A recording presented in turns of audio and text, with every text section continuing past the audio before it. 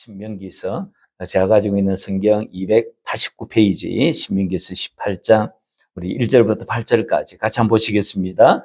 레위 사람 제사장과 레위의 온 지파는 이스라엘 중에 분깃도 없고 기업도 없을지니 그들은 여호와의 화제물과 그 기업을 먹을 것이라. 그들의 형제 중에서 기업을 가지지 아니할 것은 여호와께서 그들의 기업이 되심이니 그들에게 말씀하심 같으니라. 제사장이 백성에게서 받은 몫은 이러하니 곧 그 드리는 제물의 소나 양이나 그 앞다리와 두 볼과 위라 이것을 제사장에게 줄 것이요 또 내가 처음 거둔 곡식과 포도주와 기름이 내가 처음 깎은 양털을 너가 그에게 줄 것이니 이는 내 하나님 여호와께서 내 모든 지파 중에서 그를 택하여 내시고 그와 그의 자손에게 항상 여호와의 이름으로 서서 섬기게 하셨음이니라. 이스라엘 온 땅 어떤 성읍에든지 거주하는 레위인이 간절한 소원이 있어 그가 사는 곳을 떠날지라도 여호와께서 택하신 곳에 이르면 여호와 앞에 선 그의 모든 형제 레위인과 같이 그의 하나님 여호와의 이름으로 섬길 수 있나니 그 사람의 몫은 그들과 같을 것이요 그가 조상의 것을 판 것은 별도의 소유이니라. 아멘. 오늘 이 말씀, 우리 18장의 말씀을 가지고 하나님을 믿는 우리의 가장 힘든 것, 하나님을 믿는 우리에게 가장 힘든 게 뭘까요? 이 궁금증을 가지고 오늘 말씀 설교를 한번 같이 나누었으면 합니다. 지난 주일에 제가 다룬 게 신명기 16장 후반부에 절기를 다 다루고 난 다음에 짜투리처럼 남아있는 16장의 후반부 부분이 있었습니다. 그 부분과 그리고 17장을 같이 우리가 나눴습니다. 그리고 더불어서 18장까지 같이 한번 약간 이렇게 볼 수가 있었는데요. 그 구조는 그렇게 되어 있다라고 이야기했습니다. 한번 화면 한번 보시죠. 이렇게 되어 있었습니다. 쭉 한번 다 보여주세요. 예. 각성의 재판장들, 그 다음에 가정한 것, 또 레위 사람 제사한 것 재판관들, 그 다음에 왕에 대해서, 그 다음에 레위 사람 제사장의 몫에 대해서, 또 가정한 것에 대해서, 선지자에 대해서 쭉 이렇게 이런 구조로 18장까지 되어 있는 것이에요. 그래서 저런 구조가 이제 히브리 문학에서 종종 이렇게 쓰이는 구조예요. 그러면서 이제 지난주에 우리가 봤던 게 이제 왕의 규례. 저 지도자 중에 이제 가장 중요한 이제 그 그룹의 지도자가 왕이에요. 그래서 왕의 규례를 중심으로 지난주에 이렇게 봐드렸습니다. 왕의 규례가 이제 17장에 주로 이렇게 나오지 않습니까? 저 17장 왕의 규례에서 가장 중요한 게 뭐냐니까 14절의 말씀이에요. 어떤 말씀이냐면 이런 말씀이에요. 우리 위에 왕을 세우겠다는 생각이 나거든요. 이 말씀이 가장 중요해요. 그래서 이 말씀에서 우리가 간파해야 될 게 뭐냐니까 하나님의 본심이에요. 하나님의 본심은 왕을 세우는 게 아니에요. 하나님의 본심은 왕을 세우는 것이 아니라 열국과 같은 왕을 세우는 것이 아니에요. 왜냐니까 내가 너희들의 왕이기 때문에. 그것이 하나님의 본심. 그러나 이들이 이스라엘 백성들이 너희들이 열국까지 왕을 세우기를 원한다면 그럴 때 최소한 이런 왕을 세워라 라고 했던 게 왕의 규례의 말씀입니다. 그러니까 하나님의 본심의 마음을 간파하는 것이 가장 중요합니다. 하나님은 우리의 왕이신 것입니다. 그리고 오늘 본문 18장은 크게 두 부류의 지도자를 담고 있습니다. 한 부류의 사람은 제사장이고 또 한 부류는 선지자입니다. 그런 생각이 들죠. 아니 꼭꼭 옛날에 있었던 이런 제사장, 이런 선지자, 이게 오늘날 우리가 뭔 상관이라고. 우리가 이 신명기의 말씀을 또 봐야 되는 건가. 이런 생각이 드는 거예요. 그런데 우리와 상당히 연관되어 있습니다. 먼저 레위 사람 제사장을 우리 먼저 좀 한번 볼 텐데요. 18장 우리 1절부터 8절에 나와 있는 게 우리가 읽었던 이 말씀이 제사장에 대한 규례의 말씀입니다. 1, 2절을 한번 보시면요. 1, 2절 이렇게 되어 있습니다. 레위 사람 제사장, 레위는 온 지파는 이스라엘 중에서 분깃도 없고 기업도 없고 그들은 여호와의 화제물 그 기업을 먹을 것이라. 그러면서 그들이 그의 형제 중에서 기업을 가지지 않은 것은 여호와께서 그들의 기업이 되심이니 그들에게 말씀하신 것 같습니다. 이 말씀은 레위 제사장은요, 분깃도 없어요. 기업도 없어요. 이 말은 이제 가나안 땅에 이들이 이제 곧 들어가지 않겠습니까? 가나안 땅에 들어가면 저들에게 주어질 기업이 있는데, 분깃이 있는데, 그게 땅입니다. 뭐 지금처럼 뭐 이렇게 AI 시대를 살아가고 있는 게 아닌 거예요. 그래서 옛날에 다, 이 농경사회였습니다. 그래서 땅이 곧 그들의 기업이고, 그들의 분깃이고, 그들이 살아가야 할 삶의 터전이었던 거예요. 근데 제사장은 그런 거 없다. 기업도 없고, 분깃도 없다. 그러면서 주님이 하신 말씀이 뭐냐니까, 대신에 제사장의 기업은 여호와 하나님이 너희들의 기업이다. 이렇게 지금 말씀하시는 것이에요. 다시 말하면 이스라엘 백성들이 드리는 하나님께 드리는 헌물, 헌금, 그것이 저들의 기업이 된다라고 하는 것이에요. 그것에 대해서 이제 조금 더 상세하게 말씀하는 것이 이제 3절, 4절이에요. 여호와 앞에 드리는 헌물, 이제 올라갔으면 헌금이죠. 그것이 드려질 때에 제사장의 몫이 뭔가, 그것에 대해서 이제 좀 세세하게 3절, 4절에 이렇게 말씀하고 있는 거예요. 제사장의 몫은, 뭐, 이렇게 동물, 짐승들 같은 경우는 소, 양, 앞다리, 두볼, 위, 뭐 이런 것이 제사장의 몫이에요. 그 식물 같은 경우는 이제 4절에 거둔 곡식, 포도주, 기름, 뭐 이런 또 처음과 그 양털, 이 11조예요. 이런 것들 이제 드리는 것이, 이것이 제사장의 몫으로 이제 주어진 것들입니다. 이들에게 주어진 이런 몫이 왜 주어졌는지에 대해서 5절은 그 이유를 말씀을 하고 있습니다. 이렇게 되어 있죠. 5절을 보니까 이는 내 하나님 여호와께서 내 모든 지파 중에서 그를 택하여 내시고 그와 그의 자손에게 항상 여호와의 이름으로 서서 섬기게 하셨기 때문이다 라고 말씀을 하시는 거예요. 그래서 이들에게 이런 기업에 뭐 기업 분기도 없지만 그냥 이런 들어온 헌물 중에, 헌금 중에 떼어서 이렇게 제사장의 몫으로 주는 것이다 라고 말씀을 하십니다. 그리고 7절, 8절의 말씀은 이제 특이사항이에요. 만약에 제사장 중에 나는 저곳에서 꼭 살고 싶은데 그렇게 간절한 소망이 있을 때 그 이사를 허락을 하는 거예요. 그런 부록과 같은 말씀들이 그 다음에 있는 7절, 8절의 이 말씀입니다. 그러니까 격가지와 같은 말씀입니다. 이 규례에서 눈여겨볼 대목이 있습니다. 그것은 제사장의 몫으로 주어진 것입니다. 그 제사장의 몫으로 주어진 것을 성경은 뭐라고 이야기하고 있냐니까 여호와 하나님이 저들의 기업이 된다라고 말씀을 하십니다. 여호와 하나님이 제사장의 기업이에요. 저들에게 따로 기업 분깃이 없어요. 그냥 하나님이 저들의 기업이에요. 하나님께 바쳐진 헌금, 헌물이 저들의 기업이에요.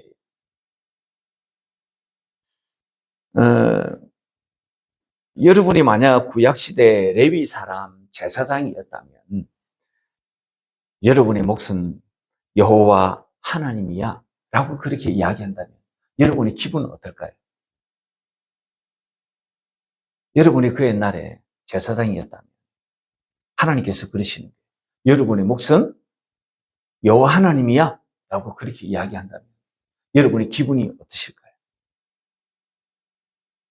어떤 분은 믿음이 좋은 분들은 만족한다고 감사합니다 라고 그렇게 신앙 좋은 분들이 이야기할 수 있을 거예요.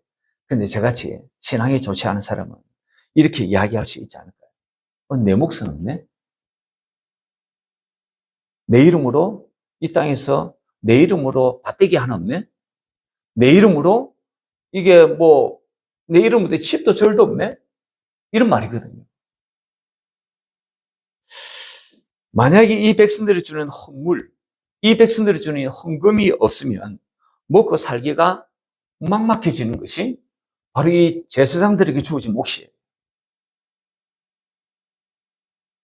걱정을 하나 치면 상당히 걱정할 수 있는 대목 아닌가요?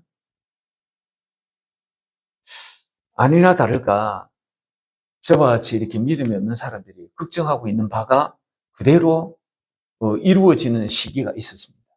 사실은 그 시기가 너무너무 길어요. 너무너무 많아요. 근데 가장 이 말씀을 하고 난 다음에 가장 최근에 있었던 사건이 뭐냐니까 사사시대예요. 사사시대는요. 지금은 신명기 시대거든요. 신명기는 이 신명기 말씀을 모세가 선포할 때 언제적이었냐니까 이제 가나안 땅에 막 들어가기 전에 그 모압 땅에서 지금 이 말씀을 한 거예요. 이 말씀이 끝나고 나면 이제는 요단강을 건너가지고 가나안 땅에 들어가는 거예요.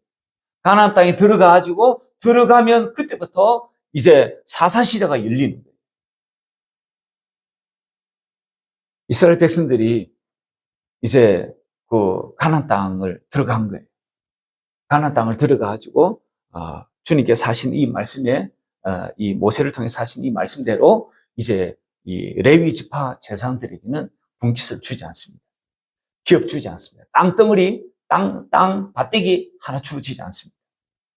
그리고는 저들이 48성읍에 다 흩어져 살아요. 그렇게 흩어져 살면서 각 지파의 이 이스라엘 백성들이 하나님께 드리는 헌물, 그 헌금으로 이제 이들이 사는 거예요. 아마 여호수아 때까지는 상당히 잘 지켜진 것 같아요. 그런데 그 이후로는 어느 때부터인지 이것이 잘 지켜지지 않습니다. 저들이 헌금을 내지 않는 거예요. 레위 지파의 제사장들이 살기가 그렇다면 굉장히 곤란해지겠죠? 곤란해졌습니다. 그래서 이제 저들이 뭘 하냐니까 알바를 합니다. 알바를 뛰기 시작해요. 그리고 흑기야는 직장을 갖기를 시작합니다. 먹고 살기가 막막해진 레위 제사장들이 살 길을 찾아가지고 막 떠돌아다니는 거예요. 사사기 성경은요, 저는 여러분이 알고 있는 것처럼 이스라엘 백성들이 각기 소견에 옳은 대로 살았던 타락한 백성들의 이야기를 쫙 모아놓은 게 사사기 성경이에요. 그런데 한편으로는요, 그에 못지않을 만큼 레위 지파의 제사장들의 타락한 형태를 잘 보여주고 있는 게 바로 이 사사기예요. 백성들이 타락하는 이면에는요, 제사장의 책임이 상당수 있지 않겠습니까? 예, 상당수 있어요. 그리고 백성들의 신앙이 그렇고 그렇다고 한다면, 만약에 백성들 신앙이 그렇고 그렇다면 제사장만이라도, 레위 지파 제사장들만이라도 자기 자리를 올곧게 딱 지키고 있으면서 그 일을 잘 감당해 나가야 되지 않을까요? 그런데 레위 지파 제사장들도 자기 자리를 지키지 않습니다. 자기 자리를 지키지 않아요. 그래서 그 자리를 떠나버립니다. 레위 제사장으로서 할 일이 아닌 것이에요. 그런데 그런 일이 실제적으로 사사시대에 일어나는 거예요. 그것을 잘 보여주고 있는 두 개의 동영상과 같은 사건이 있다고 그랬죠. 하나가 미가 신상 사건이에요. 미가라고 하는 집안에 가정제사장으로 레위 지파 사람이 거기에 가정제사장으로 들어가는 거예요. 먹고 살기 위해서, 밥벌이 하기 위해서 그렇게 사는 거예요. 그게 미가 신상 사건이에요. 그리고 또 하나의 사건이 있었던 거예요. 레위 첩 사건이에요. 레위 지파 사람이 첩을 건드리고 살아가요. 그것도 엄청난 일인데 그 안에서 엄청난 놀라운 일들이 또 막 일어나는 것이, 그게 레위 첩 사건이에요. 이것을 보면 백성들을 못지않게 레위 지파 사람들, 제사장들도 상당히 타락한 것이에요. 레위 지파 제사장의 삶이라고 하는 것은요, 이렇듯 지파의 형제들이 11조를 내지 않으면 먹고 살지 못하는 아주 의존적인 생활을 할 수밖에 없는 사람들이 레위 지파 사람들이에요. 특별히 하나님을 의존하며 살아야 할 사람이 바로 레위 지파 제사장의 사람입니다. 여호와 하나님이 저들의 기업인 레위 지파 제사장들, 오늘날에 누구를 두고 하는 말일까요? 목사, 저와 같은 목사를 두고 하는 말일까요? 아니, 저를 포함한 우리 모두를 두고 하는 말이에요. 베드로전서 2장 9절 10절 말씀 한번 보겠습니다. 우리 같이 한번 읽어보겠습니다. 시작. 그러나 너희는 택하신 족속이요 왕같은 제사장들이요 거룩한 나라요 그의 소유가 된 백성이니 이는 너희를 어두운 데서 불러내어 그의 기이한 빛에 들어가게 하시니 아름다운 덕을 선포하게 하려 하심이라. 너희가 전에는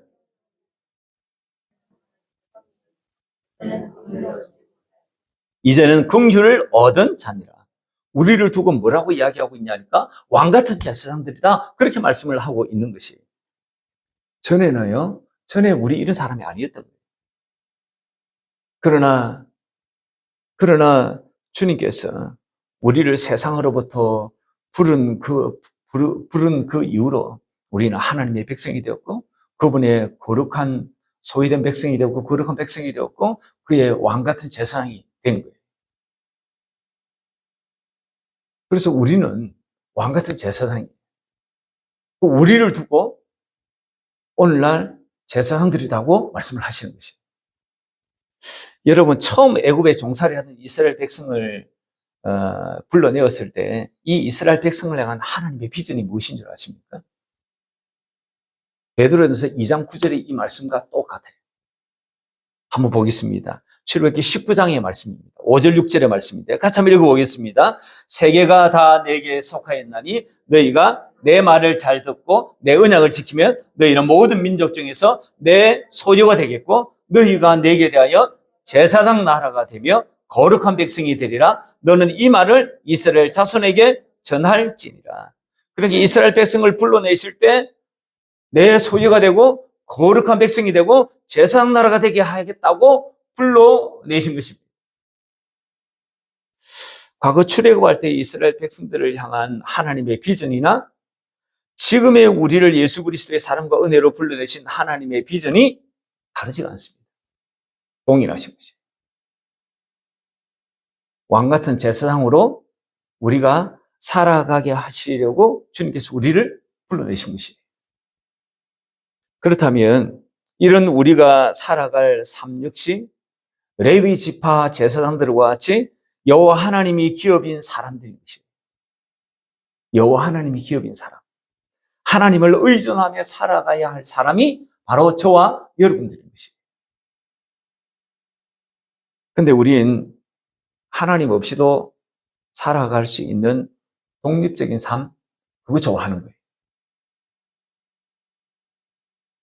우리의 생각, 우리의 마음, 우리의 힘으로 무엇인가를 해가지고 이루어 보려고 하는 것이에요.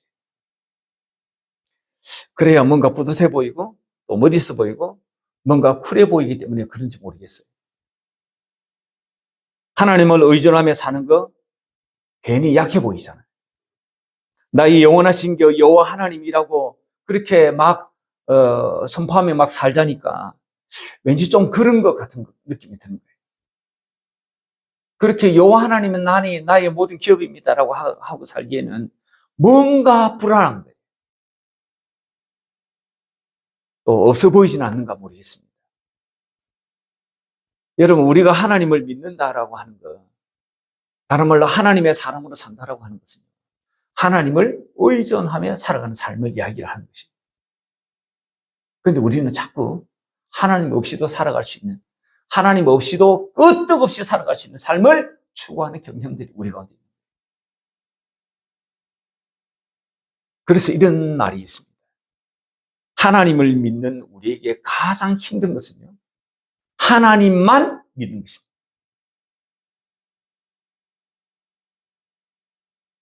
하나님을 믿는 우리에게 가장 힘든 것은 하나님만 믿는 것입니다. 굉장히 좀 역설적인 말입니다. 근데 공감이 되지 않는 거예요. 한국교회 성도들의 현주소가 이 말 아닐까요? 하나님을 믿는 우리에게 가장 힘든 것이 있다면 하나님만 믿는 것입니다. 너무나 엉뚱하지 않습니까? 그러나 여러분, 우리의 기업, 우리의 분깃은요, 하나님입니다. 우리의 기업, 우리의 분깃은요, 예수님입니다. 이것이라면, 예수님 하나님이라면 충분해야 합니다. 충분해야 하는 것이에요. 그런데 우리는, 하나님 믿는 우리는 충분하지 않는 거예요. 하나님을 믿는 우리 충분하지 않는 거예요. 왜 그럴까요? 어떻게 하면 하나님만 있으면 충분한 삶을 우리가 살 수 있을까요? 그분이요, 내 안에 들어와 사시면 됩니다. 우리가 그것을 진심으로 바라고 진심으로 소망하며 그분이 내 안에 들어와 사시는 것이에요. 그러면 예수님이 진짜로요, 하늘에 썩지 않고, 그리고 새하지 않고, 그리고 더럽지 않은 하늘 유업을 우리로 하여금 있게 하시는 것이에요. 그게 베드로전서 1장 4절의 말씀입니다. 짧은 말씀인데, 자, 우리의 연약함을 굉장히 쏙쏙들이 파헤친 말이에요. 하나님을 믿는 우리에게 가장 힘든 것, 하나님만 믿는 것. 그리고 또 한 부류의 지도자가 소개되고 있습니다. 선지자입니다. 왕을 했고요, 제사장을 했고, 이제는 선지자예요. 18장 9절부터 한번 보시죠. 9절에 보니까 9절 한번 읽어보겠습니다. 9절 같이 한번 읽겠습니다. 시작. 내 하나님 여호와께서 내게 주시는 땅에 들어가거든 너는 그 민족들의 가증한 행위를 본받지 말 것이니. 그래서 가증한 행위를 본받지 말라고 하시면서 언급하는 행위가 그 다음에 있는 10절, 11절, 12절이에요. 어떤 행위인지 한번 보시겠습니다. 10절부터 시작. 그의 아들이나 불 가운데로 지나게 하는 자나 점쟁이나 킬흉을 말하는 자나 요술을 하는 자나 무당이나 지는 자나 신접한 자나 박수나 초혼자를 너희 가운데서 용납하지 말라. 이런 일을 행하는 모든 자를 여호와께서 가증히 여기시나니 이런 가증한 일로 말미암아 내 하나님 여호와께서 그들을 너 앞에서 쫓아내시느니라. 이런 사람들 쫓아내라고 이야기하는 것이에요. 이런 행위를 하는 사람들 쫓아내라고 이야기를 하십니다. 이거 다 가증한 것이다. 다 쫓아내라고 이야기하십니다. 쫓아내야 할 이유에 대해서도 14절을 말씀하십니다. 14절 똑같이 한번 읽어보겠습니다. 시작. 너가 쫓아낼 이 민족들은 킬흉을 말하는 자나 점쟁이의 말을 듣거니와 내게는 내 하나님 여호와께서 이런 일을 용납하지 아니하시느니라. 쫓아내야 할 이유, 저들이요 킬흉을 말합니다. 그것을 저들이 듣기 때문에 쫓아내라고 이야기합니다. 그러나 너희 이스라엘 백성들, 너희들은 내 앞에서 완전하라고 말씀하십니다. 이 말씀은요, 여호와의 말씀을 들으라는 그 말씀이에요. 너는 내 앞에서 완전하라. 너는 나 여호와의 말씀을 들으라고 이야기하는 거예요. 저들은 점장이들, 무당의 말을 듣는 거예요. 귀신의 말을 듣는 것이에요. 그러나 너는 내 앞에서 나의 말을 들으라고 이야기해요. 그게 완전하게 사는 것이에요. 가나안 족속들과 이스라엘 백성들이 잘 대비가 되고 있는 것이에요. 가나안 족속들, 이방 민족들은 누구의 말을 듣냐니까 점쟁이의 말, 무당의 말, 귀신이 역사하는 말들을 듣고 살아요. 그러나 이스라엘 백성들, 너희들은 여호와 하나님의 말씀을 듣고 살라고 말씀하는 거예요. 이것이 잘 대비가 되는 것이에요. 여러분, 저들 가나안 족속들이, 그러니까 무당들, 다른 말로 하면 거짓 선지자들 아닙니까? 이런 거짓 선지자들에게서 듣고자 했던 것이 뭘까요? 뭘 들으려고 했을까요? 저들은 무엇을 묻고 싶었을까요? 그게 14절에 나와 있는 이 말씀이에요. 길흉을 물었던 것이에요. 길흉. 어떤 길이 잘 되는 길인지 그걸 듣고 싶었던 것이에요. 반면에 아니습니까? 거짓 선지자들, 무당, 점쟁이들, 지능자들, 신접한 자들, 영매들 이런 사람들과 반대되는 개념이 진짜 선지자 아닙니까? 참 선지자. 참 선지자는 어떤 메시지를 전했을까요? 참 선지자로부터 우리가 듣고 싶어하는 메시지는 뭐예요? 아니, 사실 듣고 싶지 않을 거예요. 그런데 들어야 할 메시지는 어떤 메시지일까요? 미가 선지자가 이런 말을 합니다. 미가서 3장 8절 말씀 한번 보겠습니다. 쉬운 말 성경인데요. 쉬운 말 성경 한번 8절 말씀 같이 한번 읽어보겠습니다. 시작. 그러나 오직 내게는 주께서 주의 영으로 말미암아 권능과 공의와 능력으로 가득 채워주셨으므로 내가 야곱의 허물을 담대히 외치고 이스라엘의 죄악을 분명히 일깨워줄 것이다. 이런 말씀하십니다. 그리고 성령께서 충만히 임하셔가지고 그래서 권능을 받고 공의와 능력으로 가득 채워져 있는 그 사람이, 그 선지자가 하는 내뱉는 말씀이 뭐냐니까 너희들의 허물을 담대히 까발리는 것이에요. 그리고 죄악을 분명하게 일깨워주는 거예요. 이게 미가 선지자와 같은 참 선지자들, 하나님의 영으로 가득 채워져 있는 사람, 능력과 권능과 공의로 충만해져 있는 그 사람들이 하는 메시지예요. 이런 말 당장에 들으면 마음이 유쾌할까요?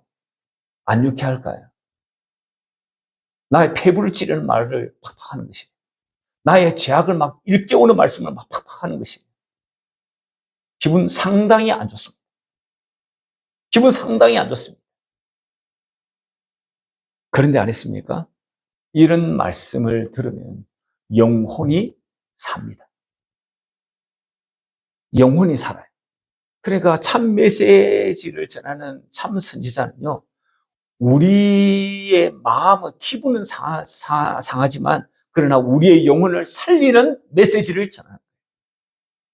그래서 살리는 메시지가 선포됩니다. 신약의 성령 충만함을 받았던 분들이 있지 않습니까? 이분들이 성령이 충만해가지고, 이제 그 옛날에는 선지자에게 성령이 충만해가지고, 성령께서 임하셔가지고 그 미션을 행하고 나면 이제 성령님이 떠나셨는데, 신약에는 성령님이 임하시는 거예요. 그래서 성령이 임하신 신약의 성도들이 막 예언하는 거예요. 그 옛날 선지자처럼, 예언자들처럼 막 예언을 하는 거예요. 그분들의 예언을 할 때에 어떤 내용을 예언했을까요? 그게 사도행전 2장 4절에 나옵니다. 한번 보시겠습니다. 사도행전 2장 4절 같이 한번 보겠습니다. 시작. 그들이 다 성령이 충만함을 받고 성령이 말하게 하심을 따라 다른 언어들로 말하기를 시작하니라. 11절. 그레데인과 아라비아인들이라 우리가 다 우리의 각 언어로 하나님의 큰 일을 말함을 듣는도다. 하나님의 큰 일을, 성령이 충만한, 하나님의 영이 충만한 사람들이 외쳤던 메시지가 뭐냐니까 하나님의 큰 일이에요. 여기서 하나님의 큰 일은요, 구원의 메시지, 영혼을 살리는 메시지. 그 말씀을 성령이 충만한 그 옛날에 1세기에 성령 충만한 그분들이 그분의 입술을 통해서 했던 말씀이에요. 그러니까 세상의 복, 길흉을 듣고자 했던 것과는 상당히 다른 메시지를 성령이 충만한 그분들이 했던 메시지예요. 구원의 메시지, 영혼을 살리는 메시지를 성령이 충만한 사람들이 했던 거예요. 우리가 예언의 은사를 가지고 어떤 분으로부터 듣고자 하는 것이 길흉을 말하는 것을 듣고자 했다면, 세상의 복을 추구하는 것들을 듣고자 했다면 그것은 번지수를 잘못 찾은 것입니다. 참 선지자, 성령에 감동된 분이 하는 메시지는요, 하나님의 큰 일, 다시 말하면 구원, 영혼에 관한 메시지, 그리고 마음을 위로하고 마음을 격려하고 그를 세우는 겉면의 메시지, 그 겉면의 메시지가 고린도서 14장 3절에 나오는 메시지, 그런 메시지를 전하는 거예요. 길흉을 말하고 잘 되는 것을 이야기하고 대박 터지는 일을 이야기하는 그런 메시지가 전해지는 게 아니에요.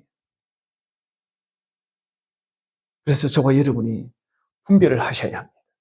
분별. 그런데 한국 교회의 상당한 성도들은 성령의 충만함을 입었던 어떤 권사님, 성령의 충만함을 입었던 어떤 주의 종, 이런 사람들을 가가지고 듣고자 하는 메시지가 역시 길흉을 말하는 것이죠. 어떻게 하면 잘 될까요? 이런 거 하고 싶어 하는 거지. 근데 그건 성경에서 말씀하는 것과는 상당히 삔따가 다른 것이죠. 그리고 15절부터 당신의 종 선지자에 대한 말씀을 하십니다. 15절에 이 말씀 한번 보시죠. 15절 같이 한번 읽어보겠습니다. 시작. 내 하나님 여호와께서 너희 가운데 내 형제 중에서 너를 위하여 나와 같은 선지자 하나를 일으키시리니 너희는 아멘. 이 말씀은요, 이 당시에 이제 신명기 모세가 이 말씀을 전할 때 그 말씀을 듣는 이 청중들, 이 이스라엘 출애굽 2세대, 이 2세대들이 들을 때는 어떻게 들었냐니까, 모세 당신과 같은, 그러니까 모세의 다음 리더가 여호수아 아닙니까? 이런 모세 여호수아 같은 선지자를 세워준다는 말씀이구나. 그리고 그리고 너희들은 그의 말을 들으라고 하는 말씀이구나. 이렇게 이해를 했습니다. 또 사실 그 말이에요. 그 말씀입니다. 그러시면서 이런 말씀도 하시는 거예요. 16절, 17절, 18절 이와 같은 말씀도 하십니다. 하나님의 본심을 한번 깨뜨려 보시면 좋겠습니다. 16절부터 한번 읽어보겠습니다. 시작. 이것이 곧 내가 총회의 날에 호렙산에서 내 하나님 여호와께 구한 것이라. 곧 너가 말하기를 내가 다시는 내 하나님 여호와의 음성을 듣지 않게 하시고 다시는 이 큰 불을 보지 않게 하소서. 두렵건대 내가 죽을까 하나이다 하며 여호와께서 내게 이르시되 그들의 말이 옳도다. 내가 그들의 형제 중에서 너와 같은 선지자 하나를 그들을 위해 일으키고 내 말을 그 앞에 두리니 내가 그에게 명령하는 것을 그가 무리에게 다 말하리라. 하나님의 본심은요, 내 말을 다이렉트로 이 이스라엘 백성들에게 전해주고 싶었던 것이에요. 다이렉트로. 중간에 모세와 같은 그런 선지자가 끼 있는 것이 아니라 하나님께 직접 백성들에게 말씀을 해주시고 싶었던 것이에요. 그런데 이스라엘 백성들이 워낙 하나님 말씀이 들리는데 하나님 말씀이 너무너무 두려워가지고 중간에 모세와 같은 선지자를 세워가지고 당신이 대신 좀 우리에게 전해줬으면 좋겠다라고 청을 한 거예요. 그걸 주님께서 수납하신 것이에요. 들어주신 것이에요.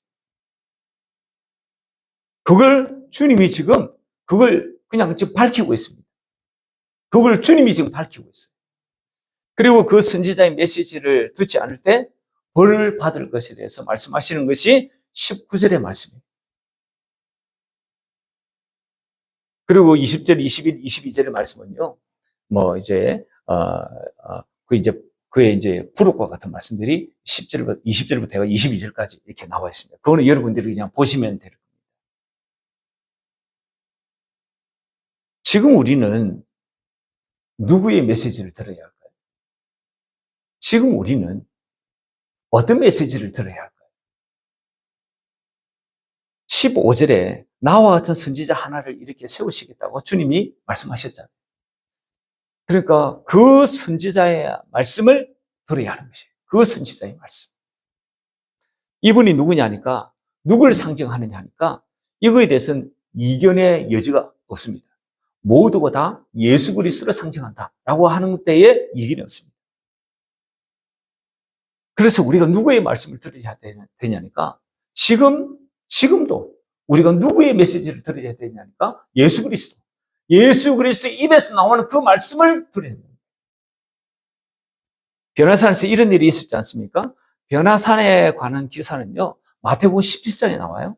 그리고 누가복음 9장에도 나와요. 마가복음 9장에도 나옵니다. 그래서 마가복음 9장의 말씀을 한번 보겠습니다. 마가복음 9장에 있는 저 변화산에서의 말씀인데요. 우리 같이 한번 읽어보겠습니다. 시작. 엿새 후에 예수께서 베드로와 야고보와 요한을 데리시고 다른 높은 산에 올라가셨더니 그들 앞에서 변형이 되사 그곳이 광채와 나며 세상에서 빨래하는 자가 그렇게 희귀할 수 없을 만큼 매우 희어졌더라. 이에 엘리야가 모세와 함께 그들에게 나타나 예수와 더불어 말하거늘 베드로가 예수께 고하되 라비여 우리가 여기 있는 것이 좋사오니 우리가 초막셋을 짓되 하나는 주를 위하여 하나는 모세를 위하여 하나는 엘리야를 위하여 하사이다 하니 이는 그들이 몹시 무서워하므로 그가 무슨 말을 할지 알지 못함이더라. 마침 구름이 와서 그들을 덮으며 구름 속에서 소리가 나되 이는 내 사랑하는 아들이니 너희는 그의 말을 들으라 하는지라. 문득 둘러보니 아무도 보이지 아니하고 오직 예수와 자기들 뿐이었더라. 이 변화산에서 있었던 놀라운 일이에요. 이때 엘리야도 나타나고요. 선지자의 대표가 엘리야예요. 그리고 출애굽의 그 과정에 아주 주인공 대표적인 분이 누구냐니까 모세오경의 율법의 대표자가 바로 또 이 모세예요. 구약을 대표하는 이 두 분들이에요. 이 두 분이 같이 났다가 사라지고 주님만 딱 남고 주님만 남았을 때 하나님께서 말씀하시는 성부 하나님께서 내 사랑하는 아들이 너희는 그의 말을 들으라. 이 말씀을 하시는 거예요. 예수님의 말씀을 들어야 합니다. 요한복음 5장 25절을 한번 보겠습니다. 요한복음 5장 25절 같이 또 한번 읽어보겠습니다. 시작. 진실로 진실로 너희에게 이르노니 죽은 자들이 하나님의 아들의 음성을 들을 때고 원하니 곧 있더라 듣는 자가 살아나는 것이에요. 그래서 예수님의 말씀, 예수님의 음성을 들어야 하는 것이에요. 지금 이 예수님은 살려주는 영으로 우리 마음 가운데 오셔가지고 말씀을 하신다고 말씀을 하고 계세요. 주님이 우리 마음 가운데 오셔가지고 우리 마음에서 말씀하시는데 이것을 다른 표현으로 성경이 어떻게 표현하고 있냐니까 내 안에서 말씀하심으로 나타나신다라고 표현을 하고 계세요. 그래서 그 말씀 한번 보겠습니다. 고린도전서 15장 45절부터 한번 보시겠습니다. 이렇게 되어 있습니다. 기록된 바 첫 사람 아담은 생명이 살아있는 존재가 되었다함과 같이 마지막 아담은 살려주는 영이 되었나니 마지막 아담 예수 그리스도입니다.